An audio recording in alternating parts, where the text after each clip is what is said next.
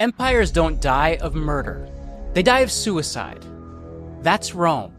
Not conquered, not burned. It killed itself, slowly from the inside. And it took 100 years to finish the job, before there was ever an emperor. We picture the Senate, wise old men in togas, debating, voting, keeping the peace. A functioning republic doing what republics do. That's the myth. Here's the mechanism. The republic didn't fall to a foreign king. It fell to its own citizens, money, borders, and power, rotting from the inside while the Senate kept pretending it still had control. Sign 1 is debased silver coinage. The treasury was broke and lying about it. Sign 2 is empty family farms. The soldiers who used to work that land were off conquering it for someone else. Sign 3 is land laws passed, then physically overturned. Tiberius Gracchus wrote a law. The Senate had him beaten to death for it. Understand this one failure. Gracchus to Augustus. 100 years, start to finish. And you won't be watching history anymore. You'll be looking in a mirror.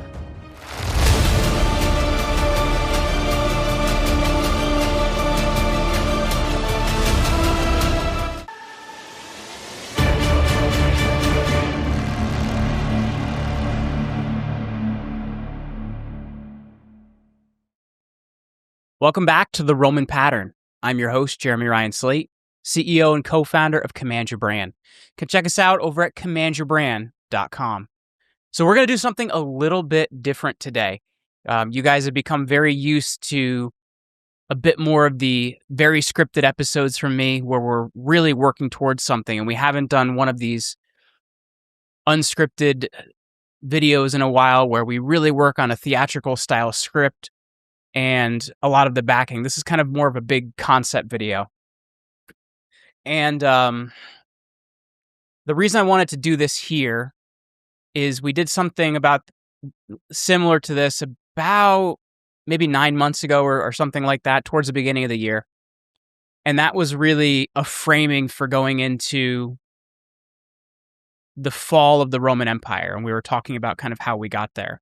So now we're going into something a little bit different, right? We're going back in time and taking a look at the fall of the Roman Republic and kind of how the Roman Republic works. And the first video we put out last week was about what was the Roman Republic and how does the Roman Republic work. Today I had planned out actually putting out our video on Tiberius Gracchus, and I realized we need a little bit of framing for this before we get into it, and kind of why I've chosen to cover what we're going to cover in the way we're going to cover it. My thinking on a lot of how the Roman Republic works and how the fall of the Roman Republic works comes from a book I read way back in grad school. I had an amazing professor that still helps me out quite a bit, Dr. Sean Lake. If you've watched the Athenian Book Club podcast channel, which I also host, he was our second episode on there, and we did a really great podcast about the Iliad. So go check that out if you haven't already. But here we're going to talk about why I'm framing all of this around Ronald Syme's Roman Revolution. So if you haven't read the book, it was written in the 1930s by Dr. Ronald Syme, and I just honestly feel like it hasn't gotten the play that it should get on a wider scale. So I'm kind of framing this late Republic, fall of the Republic around that. So the way we're going to structure this is we're going to do the next through, I think, December is when we had this planned out, where we're going to take a look at what was the Roman Republic, how did it function, and then what are those characters in the late Roman Republic that matter. And after that, we're going to go into Augustus, but kind of frame in some of the framing of Dr. Syme. So the Roman Revolution, what is that? The way that the last 100 years or so, not exactly 100 years, but give or take, of the Roman Republic works is it's not a civil war like we think of civil wars, where it's, class about class against class and whatever it might be. But the last 100 years of the Roman Republic is really political and military strongmen breaking more laws than the guy before them. Because I think we get this whole idea, and I think it's popularized in modern culture and things like that, that the Roman Empire ended with Julius Caesar, and he's the first emperor, which is funny to me because he was not an emperor, and we actually don't know what Caesar may or may not have been due to his death in 44 BC. So I want to kind of frame this out as we're going into it now, and you're getting a little bit of a different cadence from me, not the narrated, well-researched scripts that we usually do for these episodes. But if you're looking at the last 100 years, the marker that we're going to start with, and is actually next week's video, is 133 BC. We're going to start with Tiberius Gracchus. And he's a really important character for a few different reasons, because it changes the political tenure of what's happening in Rome, where violence becomes more of an everyday thing. And it's not to say Rome wasn't a violent culture if you compare it to modern standards. I don't know, maybe they were more civilized than us. I don't know.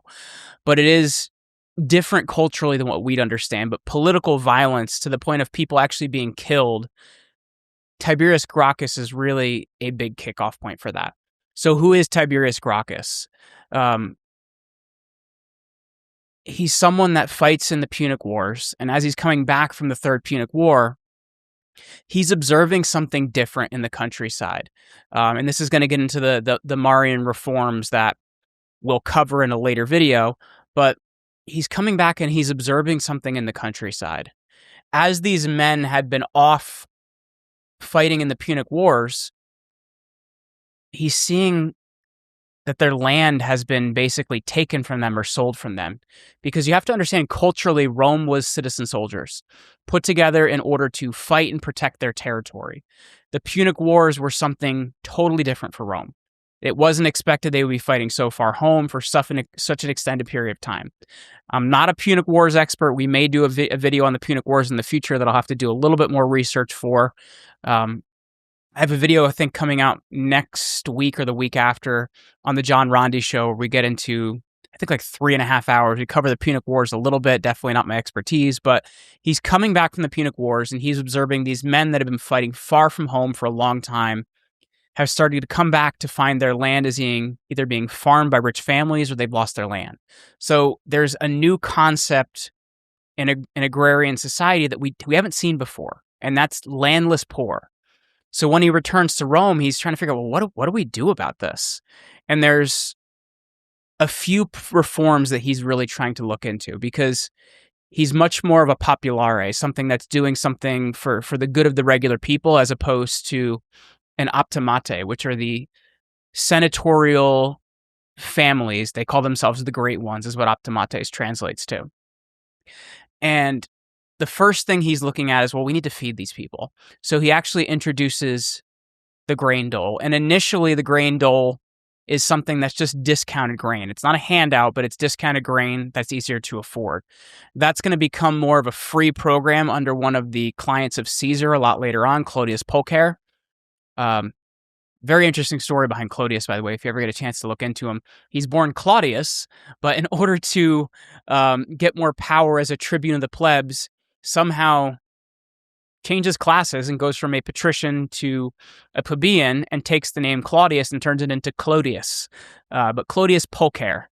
And he will take that grain dole and actually make it something that is free. But Tiberius Gracchus is trying to make this something that people can eat. He's also trying to handle land reforms, because once again, these veterans are coming back, some of their land is lost, and he wants to redistribute land to the veterans. Now, this isn't the communist ideal of we're going to take the land and give it to people.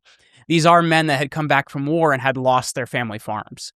So he tries to use the power of the tribune to put these things through and basically bypass the Senate and use the voting power of the people, which is something the tribune of the plebs could do in order to push these laws through. It upsets the senatorial classes to such a point that he's actually killed by being beaten to death with the legs of stools and clubs and whatever they can find in the Senate House. So this is a new big moment for Rome where now we've gone to political violence. This is an enormous change in what we're seeing in Rome. So about 10 years later, Tiberius Gracchus' brother Gaius is going to take up his mantle and meet a very similar fate. So this is something different now. We're seeing kind of a shift in these new landless poor. What do we do with these returning veterans? And now we're seeing politicians be killed. I know we covered the tribunes of the plebs a little bit more in our previous videos, so you definitely want to take a look at that because it covers a lot of the rules around them. You know, I had these men following them around called lictors, and lictors would carry the fasces, which was an axe and a bundle of rocks a bundle of sticks to basically show the authority of the tribune, because it could be punishable by death for harming a tribune. So that's kind of our first marker, is 133 BC. As you go a little bit further along, the next kind of marker in this, Roman Revolution, or this kind of late Rome Civil War, is Gaius Marius. And Gaius Marius is a pretty interesting guy. He's a novus homo, or a new man, meaning someone that didn't really have the political capital in order to be really out there on the political stage. He's someone that really makes himself by his own achievements and uses his military achievements in order to do that. He holds the consulship 7 times. And we've talked about it in past videos, but the consulship is something that is supposed to be held every 10 years. Now, Marius didn't hold his first consulship at 10 years of age, though he did live to be close to 70. So he's breaking some of the rules of the mos maiorum, right? Like the ways of the ancestors, the ways we've always done things. And he also has these very famous reforms. We're not going to get into all of them here. Once again, this is more of a primer video. We're going to get into them later on in our video about Marius, where we actually cover a lot of these things. But he does change the legions to being a much more professionalized legion, where it's not as much citizen soldiers. This is something that you would enlist in, and it would be your career, and you would be doing the rest of your life. He changes fighting formations a bit. He introduces the Roman eagle standard. So he really, in a lot of ways, could be seen as Rome's second founder, because he makes these dramatic military changes. But he also breaks these understood rules of office, because once again, as I said, these things, other than things that were in the 12 tables, these mos maiorum things, or these ways that our ancestors did things, aren't really written down. But it was understood that you don't stand for the consulship until 10 years have passed in order to hold it again. He holds it 7 times in his life. And his last consulship is something that's really going to kick our next character of this whole thing into it. And it's Lucius Cornelius Sulla. And I know in school my professor used the more proper pronunciation of the name Lucius. We're just going to use Lucius here because I think that's how most people have heard it. But Lucius Cornelius Sulla. And Sulla and Marius is the general and Sulla is fighting under him, are dealing with a tribe called the Cimbri. And the Cimbri are run by king or a warlord, whatever you want to call him, named Jugurtha. And Sulla actually manages, through some political connections and some maneuvering, to capture Jugurtha, but Marius wins the triumph and gets the credit for the capture of Jugurtha, which, as the military commander, he should. And after that point, Marius is awarded another consulship. And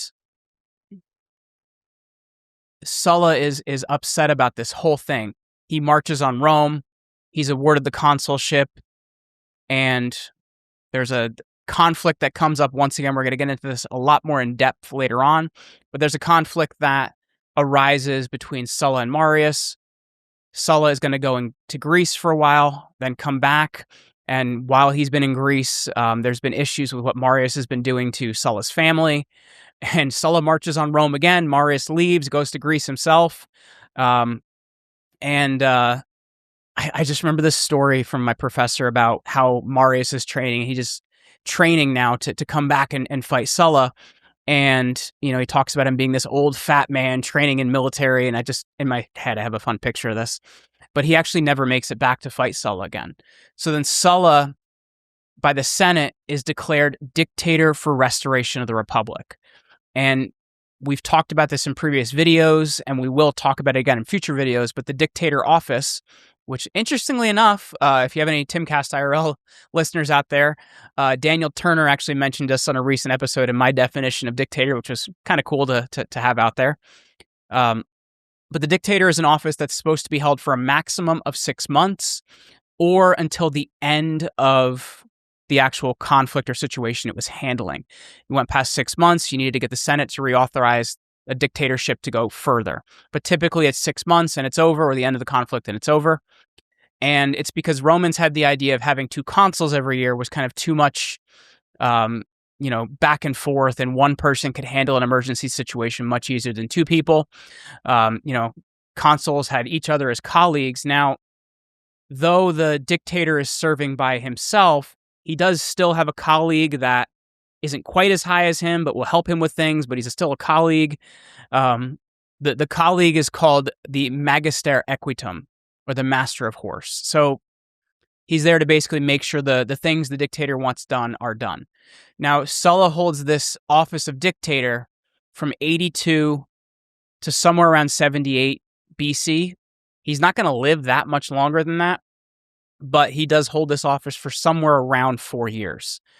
And during that period of time, he's going to take the position of tribune of the plebs, and he's going to handcuff it to kind of make it a dead-end job that nobody's going to want to have, because he looks at what's happened with Tiberius Gracchus and other strong political men who've kind of used it to a pathway to power, and he wants to cut off that pathway to power.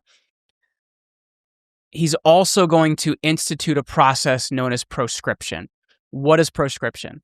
Proscription is basically the idea that your name was written in the forum on a list, and if your name was on the list, the murder of you was legalized.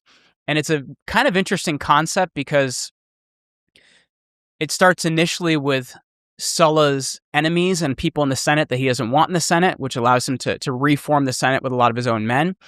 But you're going to see names end up on there that Sulla didn't put there just because of the climate of the time. There's a story, and I can't remember which source it's in, but a man basically saying he sees his name on the list and he realizes that he's there for his farm because people could take your property, your titles, whatever it might be, your land, because you're on those proscription lists, and it was not a place you wanted to be. So this is kind of our next marker, right? Tiberius Gracchus, Gaius Marius. Now we're at Lucius Cornelius Sulla. So Sulla is kind of that next marker. In Sulla's army, you have someone named Gaius Pompeius. He's not going to have the name Gaius Pompeius Magnus yet, or Pompey the Great. But Gaius Pompeius is somebody that, at a very young age, since his family is wealthy, is able to fund his own army. And that's something extremely useful to Sulla. And that allows him to have his triumph a lot younger than he's allowed to have it, have his first consulship a lot earlier than he's allowed to have it. So now let's think about this. We're seeing political violence. We're seeing a grain dole. We're seeing a reorganization of the legions. We're talking about land redistribution. We're seeing the rule around consulships broken, where now people are holding them a lot more frequently. We're seeing the laws around dictatorship broken. We're seeing the laws around office holding broken. So this climate is really changing dramatically. And this is the world that Julius Caesar is going to walk into. So it's not just Caesar happens and then the Republic collapses, we get Augustus and we get the Empire. It really is this each man breaking a few more laws than the man before him. Then by the time you get to Caesar, this what is an empire or what is a republic doesn't really exist anymore. Caesar's a really interesting man for a lot of different reasons. The first being he's patrician by birth, but he's broke. He's living in, not the right section of town as a youth, and he is kind of backed up in debt his entire career. And there's kind of this trope that we look at in Roman history that Caesar is an excellent example of. That your first year in office was to get out of debt. Your second year in office was to build wealth. and your third year in office was to avoid prosecution, right? So they're all kind of playing this game in the late Republic. Caesar is borrowing a lot of money in order to win political elections, win his next job, win his next campaign, whatever it might be. So he owes a lot of money to a lot of people. And once again, we're going to get into the nuance a lot more in later videos. So if I miss something here, because we're kind of just laying the groundwork, don't get frustrated with me. We're going to cover this a lot more in depth in kind of later videos. This is really just an off-the-cuff primer. But Caesar owes a lot of money to Marcus Crassus, and Marcus Crassus has been somebody propping up his political career. I won't get as much into the patron-client relationship here. We've discovered it, discussed it in past episodes, and I might do another one of these off-the-cuff videos a bit more about patron-client relationships and what those look like. But proceeding forward, Caesar holds his consulship, his first, in 59 BC.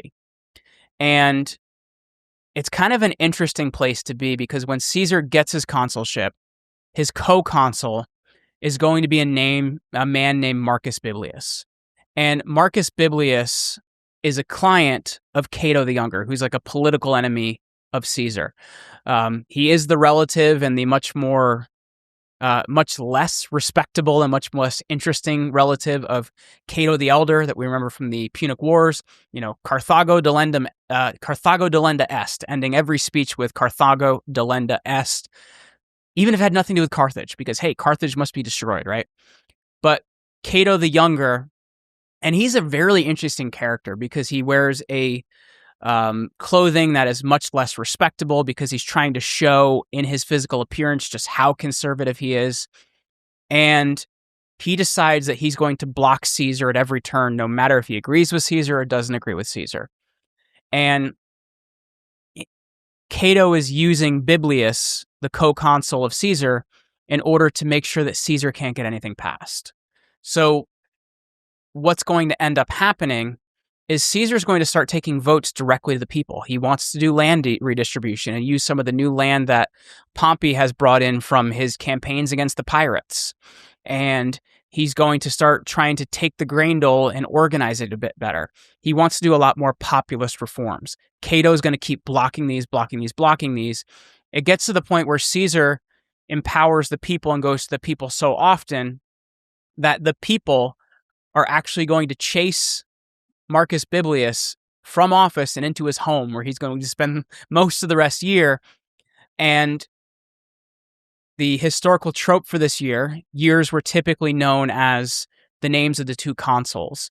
So this would have been the consulship of Caesar and Biblius instead of the year 59 BC.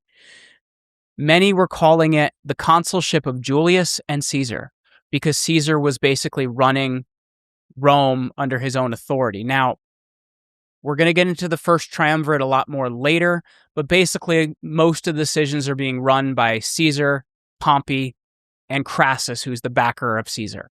These three men are basically controlling politics at Rome without a co-consul. So it's a dramatic change in how the Republic is functioning, right? We've had this kind of breakdown where we get to this point where now we pretty much have one executive running things, though that executive is kind of in some ways a council because there's three people really in part of the operation of the laws. So after 59, Caesar is going to get his proconsulship. So that's being able to hold consular power outside of the city of Rome. And he's going to use that power to conquer far into Belgium, France, parts of Germany. These are where Caesar's Gallic wars are written, which obviously if you're Caesar, you're going to write them in first person. Third person. Caesar did this, Caesar did that. Caesar is awesome because it's a PR play for him too, because he wants to, this would have been sent back to Rome in pieces, and he wants to show people what he's doing. So in 9 years, there's different numbers here, but he kills upwards of 1 million people. He's going to capture the war chief Vercingetorix and bring Vercingetorix back to Rome for his triumphal parade. He doesn't get to celebrate his triumph in the way he wants because the Senate wants him to disband his legions, and he's kind of concerned of what happens if he disbands his legions. So this proconsulship, which once again, we're going to cover a lot more in depth in the future, of Caesar is a really interesting time because now he's not a poor man anymore. He's a rich man from this 9 years he spent in Gaul. His authoritas is huge because now there's kind of this legend behind Caesar and a lot of the things he's done. You know, they're building bridges, they're encircling Vercingetorix, they're doing all these different things that Caesar has built a legend around himself. And he's had these legions with him for 9 years to really become his men. Once again, something you would not typically see in the Roman Republic for a man to hold his legions this long. So Caesar is kind of a celebrity in a lot of ways and holds an authority. And from some of his earlier reforms, the populace really loves Caesar in a lot of ways. Now, once again, we're going to cover this more in depth later, but the simplified version of what happens after the Gallic Wars is Caesar is going to return to Rome, and he's hearing through the grapevine that Cato the Younger wants to bring him up on corruption charges, which it happened a lot. There were many that were brought up on corruption charges, but typically, though there are, earlier in Caesar's career, he was actually a judge over some corruption charges. Typically, corruption charges didn't stick, but he hears that Cato wants to bring him up on charges. Now, if he could become consul again, because it had been close to 10 years, so he's at least trying to respect that, he would have held immunity for the year he's consul. So he decides he's going to run for consul again. So he petitions the Senate that he wants to run for consul in absentia, because Rome's culture, you had to show up in person to be voted for. You could not be voted for. The Senate approves this. Cato manages to get that vetoed, and now Caesar is still forced to return to Rome for the election in order to actually become a consul. So he's going to then come through northern Italy with his legions, leave most of his legions at the Rubicon, cross the Rubicon with one legion under arms, and take that legion and basically march into the city of Rome. And an interesting point about this, which I didn't really cover when talking about Sulla a few minutes ago, but Rome is surrounded by a sacred line called the Palmarium, and you were expected not to enter that Palmarium with legions under formation and men under arms unless you were celebrating a triumphal parade. So for Caesar to do this, he'd be breaking a huge thing that was, not really done. But Caesar enters the city with his one legion, and interestingly enough, all of his enemies have fled the city.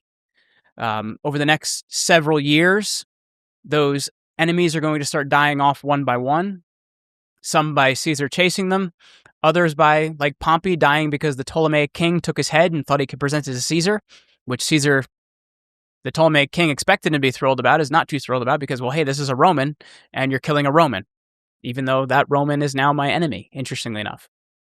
Cato is going to commit suicide, and now we have Caesar becoming the sole man in power because they basically just left him the city, and he arrives, and now he's in power. So that's in 49 BC, when he crosses the Rubicon and starts this process. He's named dictator a little bit further in that process. He's named dictator for life in 44, but 44 is the year he is assassinated. Very often, it is Brutus and Cassius that get the credit for being Caesar's assassins, though it is a group of senators that will knife Caesar somewhere between 20 and 30 times. And that is the end of Julius Caesar. And interestingly enough, this kind of creates the environment that men like Cato were actually trying to prevent by attempting to block Caesar, by attempting to block him and causing the actions that happen. They now actually perpetuate the end of the Roman Republic, because now we get the second triumvirate, which is Caesar's second in command, Marcus Antonius. Historically, we call him Mark Antony. And Gaius Octavius, who's Caesar's great nephew, who in his will, Caesar gives his wealth, his title, and his name. So Gaius Octavius will take the name Gaius Julius Caesar Octavianus. We're later going to know him as Gaius Julius Caesar Augustus, who will be shortened to Augustus. All right. So now, moving on. Oh, well, we didn't finish the triumvirate. So we have Mark Antony, Augustus, who's still Octavian at this point, but he's got the Caesar name. And we have Marcus Lepidus. These three are basically going to chase down and kill the two assassins, Cassius and Brutus, and then you're going to have Antony and Augustus basically divide up the Republic between themselves. Augustus starts running his negative PR, which he's so good at, why Mark Antony is outside of Rome and managing his part of the empire that's been divided to him. And he ends up in Egypt with Cleopatra. And there's these narratives that Augustus is running. You know, he's going native. He's going to leave the city to his children with Cleopatra. And this whole sequence is going to end in 31 BC at a sea battle called Actium. And in Actium, Marcus Agrippa, who's leading the armies for Augustus, is going to defeat Antony and Cleopatra. And interestingly enough, I think it's important to understand here that this civil war between Augustus and Antony is billed as a civil war between Augustus and Cleopatra, with Antony just on the side of Cleopatra, because it would have been seen as wrong for a Roman to be against Roman. This is Roman against a foreigner that kind of has a Roman going native. So after that battle, we have the end of Cleopatra, the end of Antony, both by suicide, or if you want to go to read the Shakespeare play, you can get a little bit more on things that didn't actually happen, but are kind of fun and interesting, right? So now Augustus is the sole man standing. And in 27 BC, he threatens retirement. So you have to think about this. We've talked about this 100 years of people basically experiencing non-stability. There's not many alive that remember what a republic is and how it's supposed to function. And Augustus threatens retirement.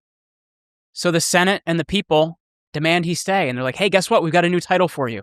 This title is called Augustus, or the revered one.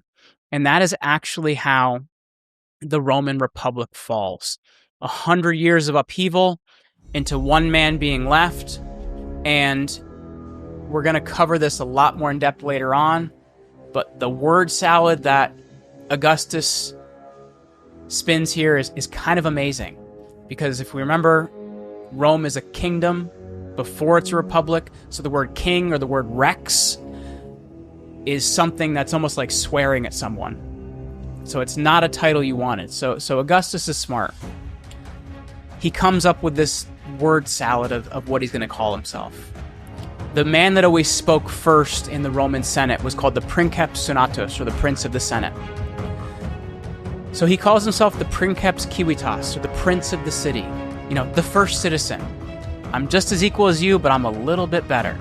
So now we have this new position. There's still tribunes every year. There's still consuls every year, but now there's this new position, the princeps.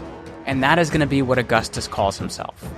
We'll dive into a little bit more in this series of what that actually looks like, go into these sections a lot more in depth, do a lot more fact checking, because I'm going off the cuff here, so sometimes I do make mistakes. But I thought this was a good primer to kind of set us up for where we're headed next, since we did this at the beginning of our Fall of the Empire segment. And, we've got a lot of great guest appearances coming up. In September, I'm going to be doing some shows in Nashville, Dallas, and Austin, which is exciting. So those will all be coming your way. But this has been The Roman Pattern. I'm Jeremy Ryan Slate. Please like this video, leave us a comment, and smash the subscribe button if you want more of The Roman Pattern.